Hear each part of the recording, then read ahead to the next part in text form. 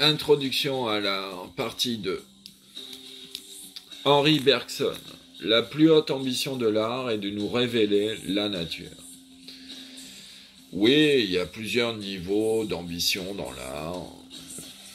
Par exemple, pour certaines musiques, c'est l'art de passer un moment agréable. Mais une des plus hautes ambitions de l'art, c'est de nous révéler, entre autres, les mystères de la nature, de l'être humain, de l'univers. Les mystères de l'amour entre deux êtres humains, les mystères de la relation de l'homme à Dieu, les mystères de l'univers, les mystères de la nature, de tout. Donc, l'art a aussi, c'est aussi un moyen d'éclairer certains mystères très profonds, comme par exemple l'éternel mystère de l'amour. Tiens, qu'est-ce que c'est l'amour, tout ça? Eh ben déjà, si vous écoutez une centaine de chansons d'amour, les meilleures, ça vous donne déjà un petit aperçu. Deuxième citation, Napoléon Bonaparte. L'art le plus difficile n'est pas de choisir les hommes, mais de donner aux hommes qu'on a choisis toute la valeur qu'ils peuvent avoir. Effectivement, quand on recrute du personnel, on fait quelques rendez-vous, mais bon, juger un homme en quelques temps, difficile. Donc, bon. Puis en plus, quand on recrute, bon, ça dépend des cas, mais souvent c'est un petit genou, un petit bisu. Alors, il n'a pas trop fait ses preuves encore. Alors, et quelle est sa véritable valeur? Mystère et boule de gomme. Donc, c'est vraiment pas facile de choisir son équipe, mais bon. Une fois qu'on l'a choisi, bon, après, c'est là que c'est le plus dur. C'est de former son équipe et que son équipe soit efficace, tout ça, qu'il n'y ait pas de conflit, qu'ils aient l'esprit d'équipe, tout ça. Donc, le capitaine d'une équipe a l'art difficile de manager un peu son équipe et qu'il y ait de l'huile dans les rouages, qu'ils ne soient pas tous en train de se fighter tout le temps, mais qu'il y ait une certaine harmonie dans l'équipe. Par exemple, dans le rugby ou dans d'autres sports d'équipe, on connaît bien. Il y a certains principes de base, même si on se combat dans le rugby, même si c'est un sport viril, bon, il y a des fights et tout. Ben, il y a quand même des règles. Une vieille maxime rigolote disait que le football, c'est des voyous. Et les rugbyman, c'est des gentlemen. Alors, ça dépend des cas. Puis la boxe aussi. Bon, t'as envie de te faire un petit duel à la boxe. Bon, tu mets des gants, tout ça. C'est pas interdit de s'entraîner au combat. Donc l'esprit d'équipe, manager des hommes, c'est pas facile. Donc transcender un homme pour qu'il soit le plus efficace possible dans son job, dans son projet, tout ça. Pas facile, c'est peut-être un des arts les plus difficiles, comme le dit Napoléon.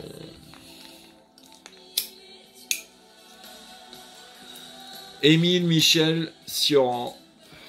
L'art de vivre consiste dans l'expérience intégrale du présent. Et oui, parce que bon, il y a plusieurs formes d'art, mais bien sûr, l'art, un des plus importants, c'est l'art de vivre sa propre vie. C'est aussi un art, c'est aussi une science. Montaigne le disait bien. Donc, c'est aussi un art de vivre sa vie. C'est aussi une science, mais c'est aussi un art. Et un des meilleurs arts de vivre, un des plus subtils dans l'art de vivre, c'est de comprendre qu'on ne vit que dans le présent. On ne vit ni dans le passé, ni dans le futur. On vit tout le temps dans le présent. Et donc, bon, il faut avoir conscience du présent, de vivre dans le présent. Pas si facile que ça en apparence. Et puis, il faut essayer d'augmenter petit à petit son niveau de conscience de son environnement, des relations humaines, tout ça. Et c'est un lent apprentissage. Faut pas croire que coucou, j'ai conscience de tout. Non, non. On a petit à petit conscience de plus en plus de choses. Ça demande un long travail, de la réflexion, de la méditation. Donc, là, le plus important de vivre, c'est de comprendre qu'il faut profiter de chaque instant présent, comme le dit si bien Horace dans le Carpe Diem. Henry Havelock Ellis. L'art de vivre consiste en un subtil mélange entre lâcher prise et tenir bon. Ouais, donc pareil, l'art de vivre, comment mettre de la beauté dans sa vie, essayer d'avoir une meilleure vie, mettre un peu d'art dans sa vie, bon, ok. Et donc parfois, bon, ça dépend des cas, qui, quoi, où, quand, comment, pourquoi, comme toujours. Mais parfois, faut savoir lâcher prise.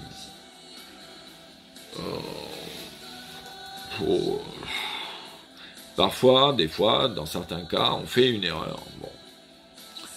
Puis dès qu'on la remarque, aïe, faut pas s'obstiner à continuer dans l'erreur. Des fois, faut, tant pis, j'ai fait une erreur. Faut lâcher prise. Faut essayer de rectifier, se pardonner, tout ça. Donc il y a des fois aussi, il faut savoir lâcher prise si on s'est engouffré dans une erreur. Une fois qu'on l'a détecté, lâcher prise, ou alors à d'autres moments, on est en surmenage intensif de travail, et puis bon, on commence un peu à fatiguer, donc vaut mieux lâcher prise le boulot à ce moment-là. Travailler fatigué, c'est pas très efficace. Vaut mieux aller faire une petite sieste, tranquille et mille, avec une petite musique tranquille, se reposer une demi-heure, 1 heure, et puis après repartir avec plein d'énergie. Donc il faut savoir aussi de temps en temps lâcher prise. Et bien sûr, à d'autres moments, il faut tenir bon, surtout dans ses idées, ses convictions profondes, ses objectifs importants, il faut savoir tenir bon. Il faut savoir avoir son objectif et converger vers lui pas à pas. Et il faut motivation, endurance, et bien sûr tenir bon, fidèle au cap, comme un tout bon marin. Alors, Harvey Fierstein. L'art a le pouvoir de transformer, d'éclairer, d'éduquer, d'inspirer et de motiver. Et oui, bon, certaines musiques, bon, par exemple, que t'arrives en soirée, t'es peut-être un peu fatigué de ta journée, tout ça, bon. Puis tu vois les gens danser, une musique entraînante, puis ça te donne d'un coup un boost d'énergie, t'as envie de te bouger le cul de ta chaise et aller danser avec les jolies femmes. Même si 5 minutes avant, t'avais l'impression d'être au fin fond du gouffre, t'étais fatigué, tout ça. Mystère de la musique dynamique. Un exemple parmi tant d'autres. Donc, l'art a aussi le pouvoir d'éclairer, bien sûr, d'inspirer à travers certaines musiques dans certaines activités que je fais m'inspirent au plus haut point. Elles m'éclairent dans le brouillard, comme des muses musicales, bien sûr éduquées. Bon. Par exemple, l'hymne à l'amour d'Edith Piaf t'éduque sur 2-3 fondements de l'amour, t'enseigne. Puis bien sûr motiver, par exemple, si tu vas à une soirée un peu agitée, un peu dynamique, bon, et ben des fois, par exemple dans les mariages, Bon, après la fin du gueuleton, on passe au dancing room, et puis, bon, assez souvent, allumer le feu, un grand standard. Allez, la première musique, on allume le feu, allons-y gaiement. Puis, comme par hasard, une musique très appréciée, très entraînante, et comme par hasard, le disjockey, au début, quand il voit que tout le monde est un peu assis, personne ne danse, tout ça, au début de la soirée dansante, après le gueuleton, et tac, allumer le feu, et oh, les gens, ouais.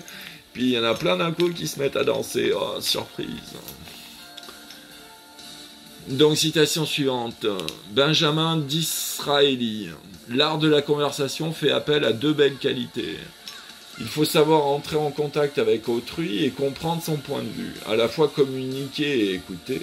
Un tel équilibre est rare, mais lorsqu'il est atteint, le charme opère. Eh ben oui, bon, la conversation entre deux individus est à la fois aussi une science, bien sûr, il y a des protocoles, tout ça, et à la fois aussi un art, bon, comme d'habitude, science et art en yin yang. Donc, bien sûr, l'art de la conversation se fonde sur plusieurs piliers, plusieurs fondements.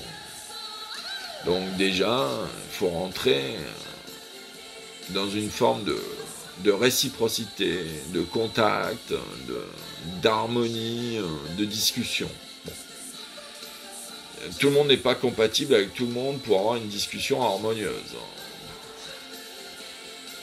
Et c'est pas donné à tout le monde. Donc déjà, faut que le contact, le dialogue se passe d'une certaine façon relativement harmonieuse, c'est mieux. Et bien sûr, quand tu discutes avec autrui, un minimum, c'est d'essayer de comprendre son point de vue. Bon. Déjà, même si tu veux le critiquer, c'est mieux de le comprendre, comme ça tu tapes dans les points sensibles, direct. Bon. Et puis même, il vaut mieux comprendre son interlocuteur un minimum, pour avoir une communication plus fluide. Bien sûr, faut parfois parler et parfois écouter. Le mieux, c'est 50-50, dans un dialogue, à deux. Chacun parle à peu près 50% du temps, puis tac, à toi, à moi, à toi, à moi. Un échange, parce qu'il y en a certains, c'est des rois de la monopolisation de la parole, et blabla, et blabla, et blabla. Pendant des plombes. Oh là là, insupportable ces gens-là. Donc, il faut savoir communiquer, bien sûr, mais aussi écouter. 50-50. Il ne faut pas monopoliser la parole sur ces petites problématiques à la con. Et une fois qu'on a un peu acquis l'art de la conversation, la diplomatie, arrondir les angles, tout ça, l'art de la diplomatie. Chateaubriand, par exemple, vous enseigne 2-3 trucs sur l'art de la diplomatie. Puis sous Napoléon, son ministre des Affaires étrangères était un salaud, mais fin diplomate. Il a écrit 2-3 textes intéressants sur la diplomatie. Donc, nouvelle citation, Roch Carrier, l'art c'est de franchir une frontière pour aller à soi. Et oui, quand on fait des chefs-d'œuvre, bien sûr, pas quand on fait n'importe quoi. Mais quand on fait des chefs-d'œuvre, eh ben, c'est qu'en fait, on a réussi à être le premier, en général, un chef-d'œuvre artistique. C'est pour le premier, en général, qui découvre un nouvel univers, d'une certaine façon, artistique. Il y a certaines œuvres d'art comme ça, comme par exemple Kandinsky, qui a révolutionné l'art, surtout dans l'abstraction. Bon, il a écrit des textes magnifiques dans ses livres. Bon, il a percé une frontière. Donc il y a eu un avant et un après Kandinsky. Denis Diderot, un grand philosophe. Les beautés ont dans les arts le même fondement que les vérités dans la philosophie. Alors bien sûr, comme en mathématiques, les mathématiques et la philosophie sont en yin-yang.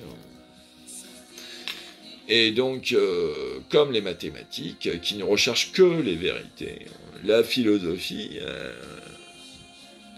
aime bien aussi le concept de vérité. Elle aimerait bien dire que des vérités, la philosophie. Bon, un peu une utopie philosophique, mais bon. Alors qu'en maths, nous, on démontre tout. Bon, tout est démontré, il n'y a que des vérités. On sait tout démontrer. Bon, à coup de postulats, de logique, de tout ça. Donc, bien sûr, la vérité est fondamentale en philosophie. C'est un peu le nerf de la guerre. Et ben, pour l'art, la notion de vérité y est aussi, bien sûr, mais d'un certain point de vue, ce qui compte le plus peut-être dans l'art, c'est la beauté. Mais après, qu'est-ce qui est beau? Ce qui est vrai, ce qui est faux. Donc la beauté a un rapport aussi très étroit avec la vérité. Bon, alors c'est compliqué. Après Friedrich Nietzsche, il a un doublé de Nietzsche. Une œuvre d'art n'est lisible que par approfondissement successif. Enfin, les chefs-d'œuvre, comme toujours. Eh ben oui, la première fois que tu découvres un chef-d'œuvre, faut pas croire que tu as tout compris sur tout. Et comme une musique, ou comme un livre... Quand j'ai lu certains livres, par exemple les Arsène Lupin de Maurice Leblanc, quand j'étais adolescent, je comprenais 2-3 trucs. Je croyais un peu avoir tout compris, parce que j'ai lu tout le texte. Puis après, quand je l'ai relu bien plus tard, par nostalgie, tout ça, je me dis, tiens, je vais le relire pour rigoler. J'ai relu le Arsène Lupin, puis j'ai découvert... certaines phrases que je croyais avoir compris quand j'étais adolescent, mais négatif.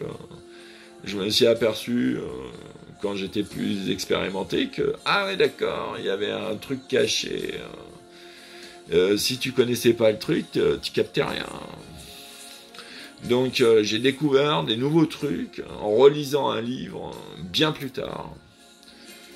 Donc en fait, faut pas croire qu'on comprend les chefs-d'œuvre du premier coup, tac, tout de suite en un claquement de doigts. Des fois, faut lire, relire, repotasser, et puis pas dans la même période de temps, des fois sur des grandes périodes de temps. On comprend pas les mêmes choses à 20 ans, à 30 ans, à 60 ans.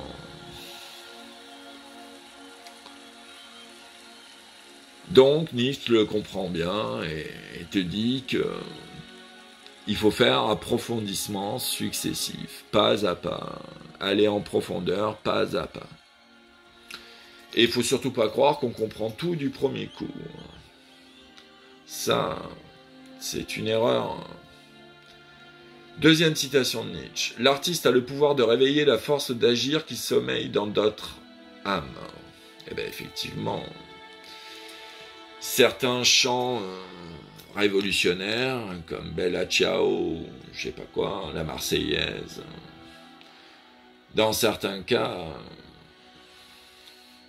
quand la chanson résonne, ça motive de façon transcendantale certains êtres humains, comme par exemple aussi dans l'armée, le son de la charge de cavalerie, quand les cavaliers sont peinards, tranquilles, ils attendent, puis d'un coup le clairon sonne la charge, d'un coup ça change.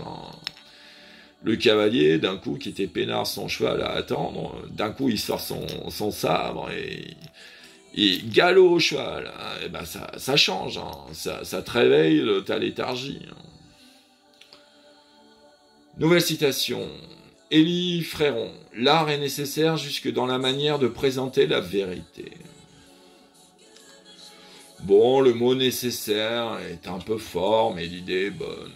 Disons qu'il vaut mieux, même quand tu fais des maths, qui est plutôt considéré par la majorité des gens comme très aride, très abstrait, très chiant, enfin bon.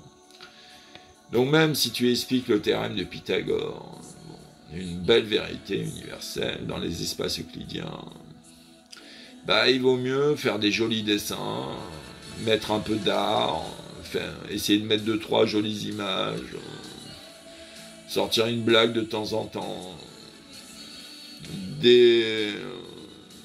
désaturer la pression intellectuelle d'absorption d'un nouveau théorème, vérité universelle. Donc c'est bien aussi de mettre un peu d'art dans sa science. Et réciproquement, de mettre un peu de science dans son art. Comme par exemple certains musiciens qui étudient Pythagore et compagnie, les transformés de Fourier pour bien comprendre comment le son se propage. Donc comprendre 2-3 trucs en science, même quand on fait de l'art, c'est très bien. Et bien réciproquement, même quand on fait de la science, c'est mieux si on y met un peu d'art. Émile Faguet, l'art de lire, c'est l'art de penser avec un peu d'aide. Ah bah oui. Y a certains génies qui ont mis des années de recherche, après avoir fait de très longues études, pour comprendre une certaine formule,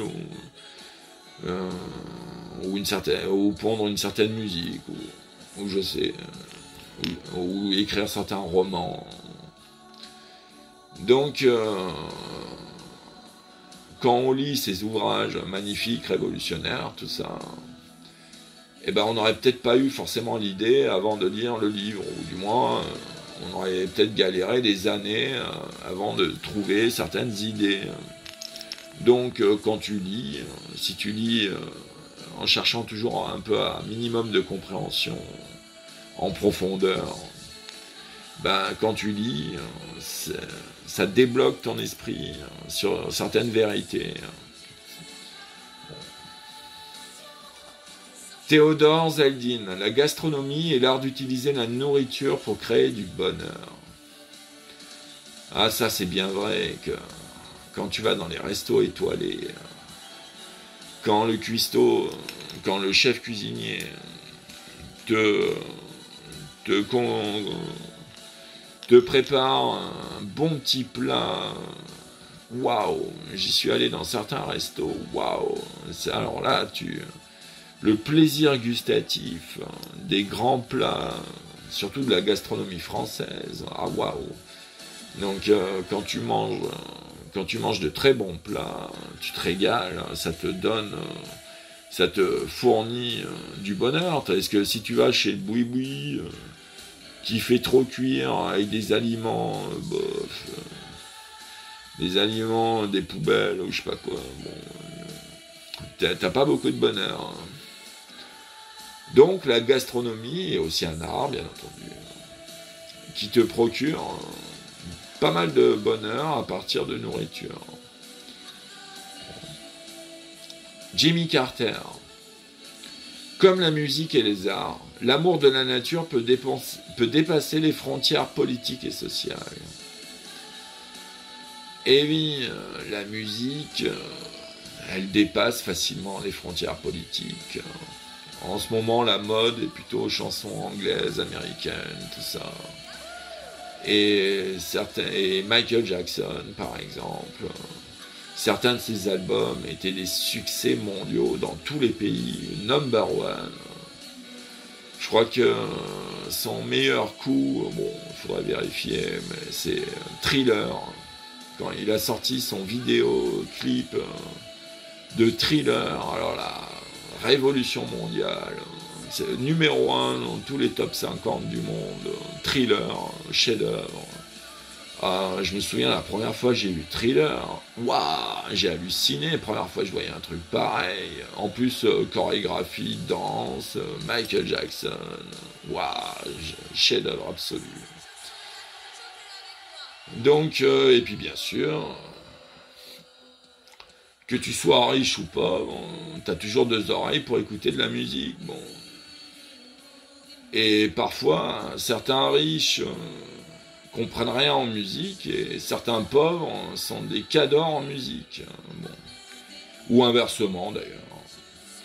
Donc c'est pas ton compte en banque qui fait ta richesse artistique. Non. Bon.